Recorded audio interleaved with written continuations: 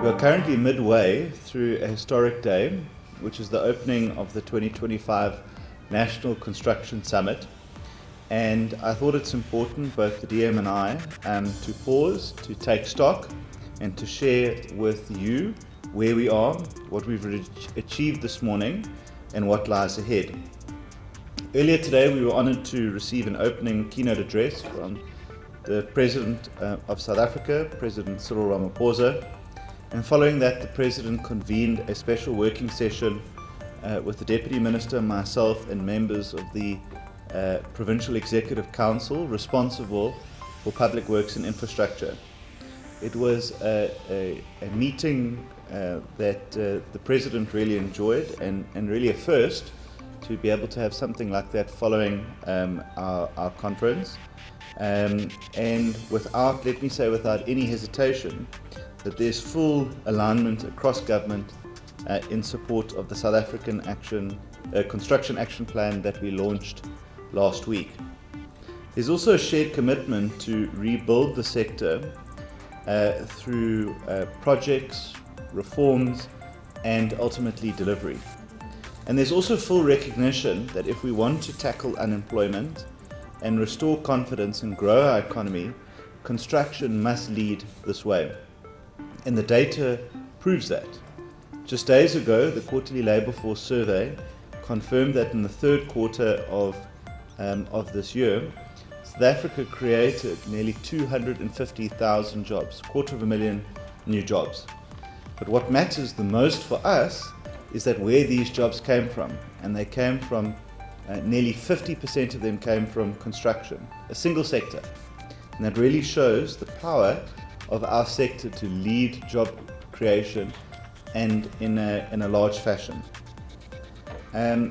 So I really want to say that, we recognize the mandate that we carry, and that is to lead job creation in our country.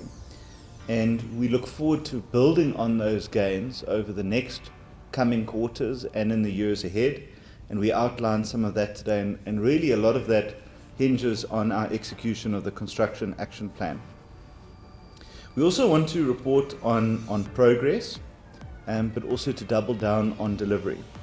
And so while we have celebrated some important wins this morning, and we must always enjoy that success, we must also continue to find solutions as we go forward. And this forum over the next 2 days is really an opportunity for the public and private sector to sit down and identify what is working, and there's a lot that is working, what's missing, and what must change, and urgently, if we're to continue to grow the sector.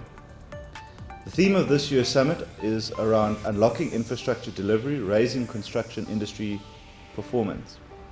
It's an important agenda for this country that we are tabling over these next 2 days, and it's to ensure that we have alignment in every part of our system, from regulation to procurement to community engagement and project preparation, and that is to serve with one objective, to ensure that infrastructure is built faster, cleaner, cheaper, and smarter. And over the last year, we've already laid important foundations. As we said, the SACAP is one of those important mechanisms. I don't necessarily need to dwell too much on it, as we had expressed that in the conference.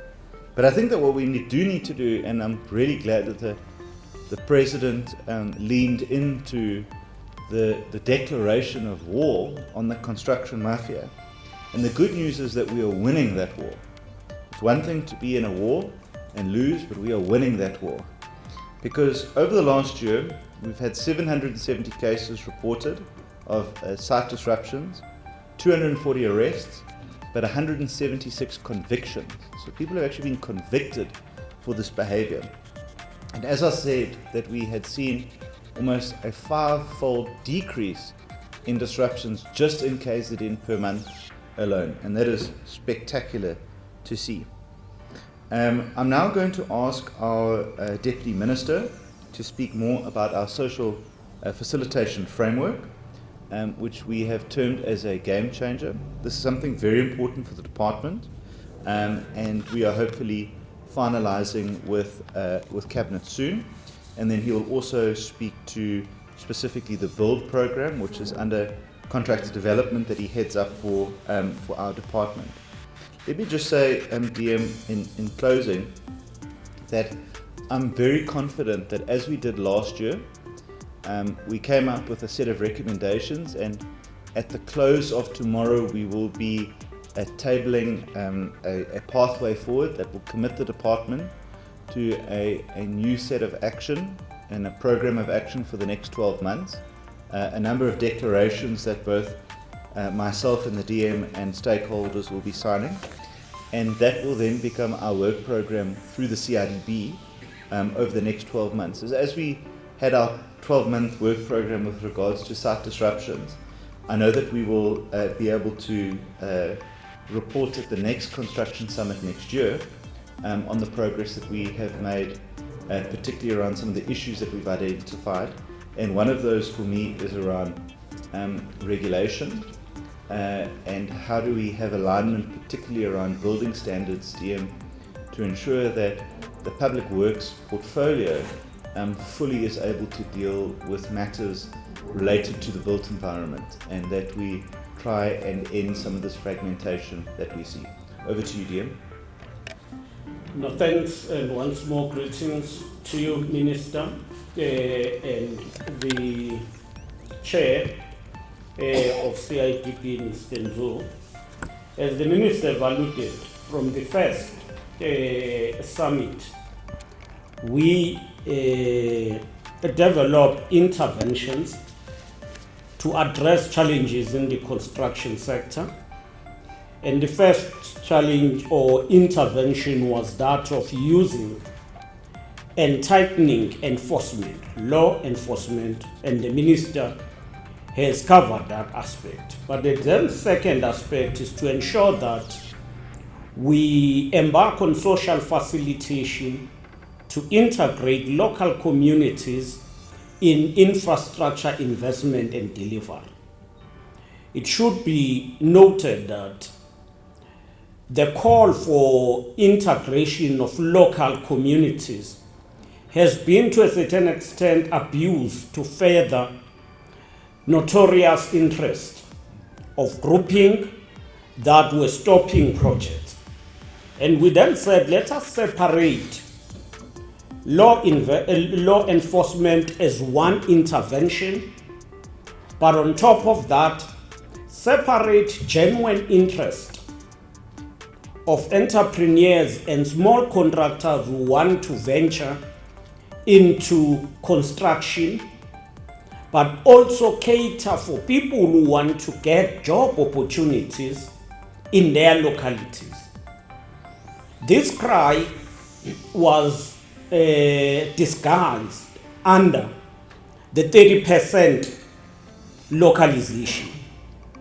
We are committed to localization, which include one, subcontracting, and we must upfront be honest that some of the big companies were not doing us any favor because they've been importing subcontractors from area A to area B, area C, and it will be one and the same subcontractors, and therefore defeating the purpose. So through social facilitation framework, we want to work on a plan to ensure that this issue of localization is legislated and implemented accordingly. So the first element of the social facilitation framework is around how do we ensure the issue of localization through subcontracting. This does not only affect the Department of Public Works and Infrastructure, but all departments in the built environment. With a mandate to coordinate, we believe that this instrument will help address this issue of manipulating subcontracting. In the first summit last year, we had presentation from other departments, including from entities such as SANRAL, that are involved in infrastructure rollout. And sharing experiences, we then came up with this social facilitation framework that is going now to cabinet. The second element within social facilitation is how to ensure the creation of employment for local people who reside in areas where projects are implemented. We are of a view that you will always need technical skills, and some of these skills would not be always ready in all areas. And therefore, for specialized skills, we believe that it should be possible to get people from one area to the other. But for general skills, we should ensure that we open opportunities for local communities residing nearby areas where we are implementing these projects. So we should not only speak as if rolling out social or infrastructure development is about depriving local communities of due and legitimate opportunities. We want to ensure that opportunities are given to local communities, but following proper legislated processes. That's why we've also embarked on the small or the contractor development program. Contractor development program is when we conduct engagements with small contractors to expose them on projects that are available and how to access those projects. It is implemented by the department together with the Cidb. Together we have reached out to communities through outreach campaign. We've been to KZN, to Northern Cape, but through Cidb offices, we are also assisting through the BUILD program. The BUILD program is where we enroll contractors, small contractors from grade 1 up until grade 4 in particular, ensure that we support them with registration programs, with trainings and mentorships. We are now moving to ensure that we also have ring-fence opportunities where big companies will allocate work for companies, small contractors that are part of the BUILD program. The Khulile was one program that was implemented at some point under EPWP, and we are now saying with BUILD program on one side implemented by Cidb and Khulile program that will then be able to help small contractors who are always complaining because of lack of opportunities. As I conclude, this will need an involvement of all spheres of government, and that's why with the minister we are working hard with MECs. And you would notice that MECs are an integral part of our work. As we are here in this conference, SALGA is also here. The president of SALGA is here. But the program that the minister has initiated of adopting municipalities will then also help us to ensure that the intergovernmental relationship and support to municipalities find expression. Thank you, Minister. From a CIDB perspective, we are excited about the summit and what it seeks to achieve. We are excited about contractors that are getting the benefits, to the access to the information and the opportunities to interact with our politicians and to interact with industry players. And as I said this morning, ours is not to actually dictate what needs to happen, but rather as the CIDB, we want to listen to the industry players, we want to listen to the contractors, and we don't want to dwell much on the diagnosis of the problems, but rather the solutions. So we want to hear the solutions, because that charts the way forward for us as the CIDB to deal with all the challenges that are existing within the industry, and that's what we seek to do. And we are comfortable taking a backseat and listening to our stakeholders as they raise the issues with the relevant stakeholders. So that's the excitement on our part, and I think we'll wrap up tomorrow. And the beautiful thing about the summit is that we come back next year and we account for what has been discussed. So as I said this morning, we don't want it to be a talk. We want it to be a do show. Thank you.